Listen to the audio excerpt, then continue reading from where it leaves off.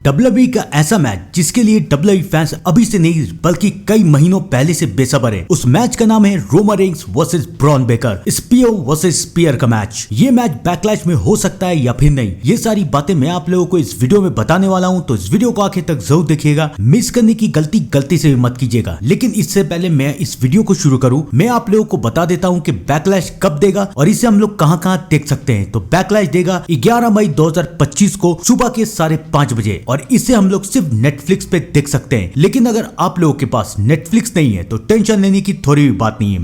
मैं अपने चैनल पे WWE बैकलैश का लाइव अपडेट दूंगा। तो अगर आपने मेरे चैनल को अभी तक सब्सक्राइब नहीं किया तो मेरे चैनल को सब्सक्राइब करके बेल आइकन को दबा दीजिए। तो आइए दोस्तों, अब करते इस वीडियो को शुरू और जानते हैं कि रोमन रेंस और ब्रॉन बेकर का मैच क्या बैकलैश में हो सकता है या फिर नहीं। ब्रॉन बेकर जब से रॉ में आया और जब से ब्रॉन बेकर ने अपना डोमिनेशन दिखाया है और अपना फिनिशिंग मूव स्पीयर दिया है, और लोग ये कहते हैं कि ब्रॉन बेकर बहुत तेज दौड़ के स्पीयर देते हैं, उनकी तेजी का मुकाबला कोई नहीं कर सकता। तब से WWE फैन चाहते हैं कि Roman Reigns versus Bron Breakker का मैच हो, Bron Breakker versus Bloodline का मैच हो, कुछ तो हो। और ऐसा हुआ भी। ब्रॉन बेकर इंटरकॉन्टिनेंटल चैंपियन बन गए। ये देख के ऐसा लग रहा था कि WWE ब्रॉन बेकर को पुश दे रहा है। उसके बाद जे उसो वर्सेस ब्रॉन बेकर का मैच हुआ। वहां पर रोमन रेंस का भी नाम सामने आया था। ब्रॉन बेकर ने रोमन रेंस का भी नाम लिया था। जे उसो ने एक बार ब्रॉन बेकर को हराया और ब्रॉन बेकर ने एक बार जे उसो को हरा दिया। यहाँ पर सब कुछ ठीक चल रहा था, लेकिन फाइनली WWE फैंस का सपना हुआ पूरा, क्योंकि रॉयल रंबल में ब्रॉन बेकर और रोमन रेंस का आमना सामना फाइनली हो गया। और इस सामना को, इस फेस ऑफ को देख के WWE फैंस बहुत ज्यादा एक्साइटेड हो गए कि इस फेस ऑफ में क्या होगा, कौन जीतेगा। इस फेस ऑफ का नतीजा ये निकला कि ब्रॉन बेकर रोमन रेंस से ज्यादा स्पीड दौड़ के रोमन रेंस को स्पीयर लगा देते हैं। ये देख के पॉल हेमन और WWE फैंस भी चौंक जाते हैं कि इतनी तेजी से दौड़ के ब्रॉन बेकर कैसे स्पीयर लगा सकता है। लेकिन finally Roman Reigns Bron Breakker को रॉयल रंबल से बाहर करते हैं। यहाँ पर सब कुछ ठीक चल रहा था। ब्रॉन बेकर और रोमन रेंस की मैच को टीज कर दिया गया था, लेकिन अभी तक दूर